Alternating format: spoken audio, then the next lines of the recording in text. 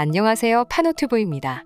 한 초등학생이 쓴 한국을 찬양하는 글이 인터넷에 퍼져 전 세계인들이 한국의 새로운 모습에 다시금 놀랐습니다. 한국 초등생 제이드가 할머니를 보러 미국으로 발길을 향했습니다. 제이드는 한국에서 초등학교 생활을 하고 있는 미국계 한국인 초등학생이었습니다. 처음으로 할머니를 보러 첫 해외여행을 미국으로 가는 제이드는 미국에서 있었던 일을 모두 일기장에 적어와 한국에서 발표해 한국 초등학생들을 놀라게 했습니다. 제이드는 그전 미국 여행을 학교 친구들에게도 일주일 내내 자랑할 정도로 들떠 있었다는데요. 제이드가 미국에 도착해 겪은 문화 차이는 정말 충격적이었습니다. 제이드의 여행은 시작부터 순탄치 않았습니다. 심지어 일기엔 한국이 살기 좋은 나라라는 것을 다시금 실감했다고 적혀 있었고, 선생님이 본 제이드의 일기에는 분명 미국에서의 일상인데 한국 이야기밖에 없었다고 했습니다. 그중 가장 신기해한 문화 차이는 바로 한국의 대중교통 문화였습니다. 등하교마다 이용했던 한국 버스를 당연하게 생각했던 제이드는 미국의 버스 문화에 큰 충격을 받았습니다. 사실 한국과 미국의 버스는 큰 차이점이 있습니다. 한국의 버스와 지하철은 많은 대학생들의 이동수단이 되어줍니다. 그에 비해 미국의 지하철은 동부 지역을 제외하고 생각보다 활성화되어 있지 않은 편이며 이마저도 늦은 시간에는 안전 문제가 우려됩니다. 따라서 모바일 차량 예약 이용 서비스를 제외하고는 버스를 이용하는 경우가 대부분일 것입니다. 유학생들과 여행객들의 주 대중교통 이동수단인 버스의 한국과 미국의 가장 큰 차이점은 5가지 정도가 있습니다. 우선 버스 하차의 방식입니다. 미국 버스를 처음 이용하는 모두가 당황할 때가 있습니다. 바로 버스 하차 시입니다. 버스에서 내리려고 스톱 버튼을 찾아도 전혀 보이지 않습니다. 어디에선가 띠링하는 하차벨 소리는 들리고 그 어디에서도 버튼을 찾을 수가 없습니다. 미국의 버스 하차 방법은 한국과 큰 차이가 있습니다. 바로 버스 스톱은 버튼 대신 줄을 당긴다는 점인데요. 창문에 쭉 연결된 줄을 아래로 당기면 정차 알람이 울립니다. 실제로 이를 잘 모르는 여행객들은 적잖이 당황한다고 합니다. 한 중국인은 미국 버스를 처음 탄 후 내리고 싶은데 벨이 안 보이자 문을 발로 차며 소리를 질러 버스를 정차하려고 해 버스가 크게 위험할 뻔했던 적도 있습니다. 버스 내 요금 지불 방식도 있습니다. 버스카드를 이용하지 않는 경우 버스에 타서 현금으로 종이 티켓을 구입해야 하는 번거로움이 있습니다. 혹은 티켓이 따로 없는 경우라도 모든 결제는 현금으로 이루어지기 때문에 현금이 없다면 버스를 이용할 수 없습니다. 이때 버스 요금에 맞는 현금을 정확하게 준비하고 다녀야 합니다. 대부분의 버스가 잔돈을 주지 않기 때문에 잔돈을 돌려받지 못하는 상황이 생기지 않도록 유의해야 합니다. 자전거 소지자의 버스 탑승 문제는 미국에서는 장점으로 보지만 의견이 나뉩니다. 한국의 경우 버스 내 다른 이동수단의 출입이 거의 불가능합니다. 특히 큰 자전거의 경우 접이식이 아닌 이상 버스 내부로 들어올 수 없습니다. 다른 손님들에게 불편을 초래하기 때문입니다. 자전거가 정차해 버스 안에 타게 되면 다른 여러 손님이 불편함을 느끼기 때문입니다. 하지만 미국의 버스는 자전거를 타는 이용자도 출입이 가능합니다. 대부분의 버스 앞부분에는 자전거를 세울 수 있는 장치가 있어서 손쉽게 자전거를 태울 수 있습니다. 버스 기사님의 지시에 따라 조급하지 않게 진행하면 된다고 합니다. 한 가지 팁으로는 대부분의 경우 버스 기사님은 자전거 소지자가 하차 시 앞문으로 내리는 것을 선호한다는 점이 있습니다. 미국 버스의 제일 큰 장점으로는 전동카트에 유연한 버스 출입이 있습니다. 요즘은 많이 변화하는 추세이지만 여전히 한국에서는 대부분의 버스를 승하차하는 과정에서 계단을 오르내립니다.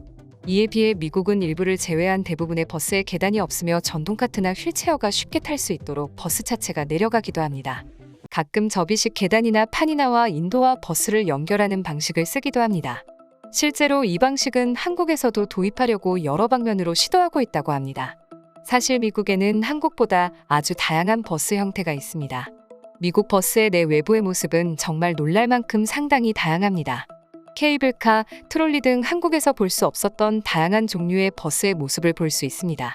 특히 샌프란시스코의 케이블카는 아예 관광 코스로 자리 잡을 정도입니다. 버스 내부 또한 마주 보는 좌석이 있는가 하면 승차하는 승객이 뒷문을 직접 열고 내리는 모습을 볼 수 있는 버스도 있습니다. 이처럼 한국과 미국의 버스는 다양한 방식으로 다르지만 사실 제이드가 일기에 쓴 내용에는 한국에서는 당연했던 것들이 더 큰 나라라고 생각했던 미국의 업자 놀랐다는 내용이 많았습니다. 그중 제이드가 한국이 최고라고 썼던 부분은 한국 버스 정류장의 열선시티였습니다. 이는 전 세계적으로 한국이 제일 먼저 선보인 기술이며 사고 없이 극찬받은 기술입니다.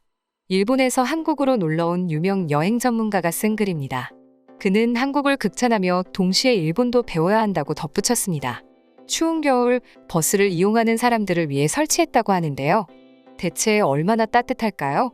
온도리자를 체험하기 위해 찾아간 곳은 바로 한국인 친구의 집 밤마을 버스 정류장이었습니다.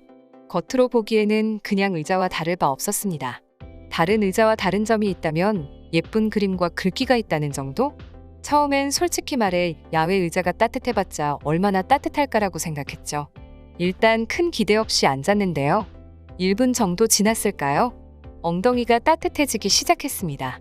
마치 온돌방에 앉아있는 느낌이었죠. 의자 표면도 따뜻했습니다. 한번 앉으니 자리를 박차고 일어나기가 어렵더라고요. 심지어 눕고 싶었습니다. 의자에 앉아있다가 버스 여러 대 보냈다는 분들의 말을 공감하겠더라고요. 이 따뜻한 의자가 궁금해져서 아래를 살펴보았습니다. 뒤쪽에는 전선이 연결되어 있었습니다. 전기를 사용하는 건데요. 의자 다리에 온도계도 있었습니다. 사람이 앉아있을 때와 없을 때에 따라 자동으로 온도를 조절하더군요. 이러한 시설이 특정 지역에만 있는 줄 알았는데 이미 상당히 많이 깔려 있었으며 이런 게 정말 선진국의 모습이 아닌가 싶었습니다. 한국의 이런 기술력과 문화는 일본이 절대적으로 배워야 할 부분이라고 생각합니다. 이 기술은 한국만이 가지고 있는 기술로 사실 기존 발열 의자는 전기장판처럼 전기선을 넣는 열선 방식으로 선이 지나는 곳만 따뜻해진다는 단점이 있었습니다.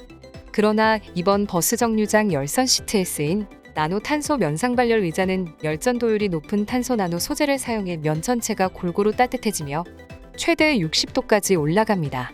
열선이 없기 때문에 과열과 단선, 누전 등의 걱정이 없고 일반 제품의 20% 정도 전력만 사용해 전기료도 절약할 수 있습니다. 물론 이중으로 된 강화율이라 안정성도 매우 높습니다. 외부에서도 따뜻함이 지속되기 때문에 벽면, 강아지 집 등 다양한 제품으로 활용되고 있기도 합니다. 이와 같은 기술적인 측면 말고서도 한국의 자랑거리는 많은데요. 한국의 고속버스와 프리미엄버스 서비스를 이용한 사람들은 죄다 한국에서만 볼 수 있는 광경의 입을 다물지 못한다고 합니다. 미국은 면적이 크다 보니 버스뿐만 아니라 비행기도 자주 이용하는데요. 가격은 버스가 25불 정도고 비행기가 싸게는 50불에서 200불까지 합니다. 여기서 서비스가 좋은 버스나 고급 버스를 타게 되면 가격이 50불 정도 되니 상대적으로 이용할 사람이 적어집니다. 또한 같은 거리를 버스로는 8시간이 걸리는데 비해 비행기는 2시간 정도면 도착하니 사실상 버스를 비행기 값 주고 더 오랜 시간을 걸려 이용할 사람이 없습니다.